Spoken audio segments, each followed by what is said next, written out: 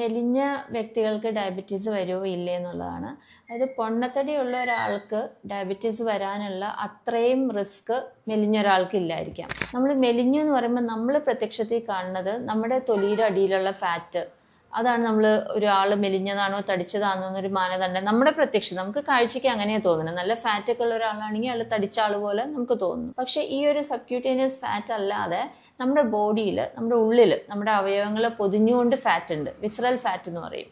അപ്പോൾ ആ visceral fat ഒന്നും ഒരു മെലിഞ്ഞ ആളെ കാണുമ്പോൾ നമുക്ക് അസസ് ചെയ്യാൻ പറ്റുന്നില്ല. അപ്പോൾ അയാളുടെ വിസറൽ ഫാറ്റ്, അതായത് ആ ഒരു കൊഴുപ്പും ഡയബറ്റീസിലോട്ട് കോൺട്രിബ്യൂട്ട് ചെയ്യുന്നുണ്ട്. അതൊരു കാര്യം. ഇപ്പം മെലിഞ്ഞ ഒരാളാണ്, അതുകൊണ്ട് തന്നെ അയാൾ ഭക്ഷണവും വ്യായാമവും ഒന്നും ശ്രദ്ധിച്ചില്ലെങ്കിൽ അയാൾക്ക് ആ രീതിയിൽ ഡയബറ്റീസ് വരാനുള്ള ആ റിസ്ക് ഫാക്ടർ അവിടെ കുറയുന്നില്ല.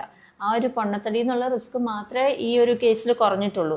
ബാക്കിയുള്ള റിസ്ക് ഫാക്ടേഴ്സ് എല്ലാം അയാൾക്ക് അപ്പോഴും ഉണ്ട്. അയാൾ സ്ട്രെസ് മാനേജ് ചെയ്യാത്ത ആളാണെങ്കിൽ അത് കോൺട്രിബ്യൂട്ട് ചെയ്യുന്നു. പൊണ്ണത്തടി ഒരു ഫാക്ടർ മാത്രമാണ്.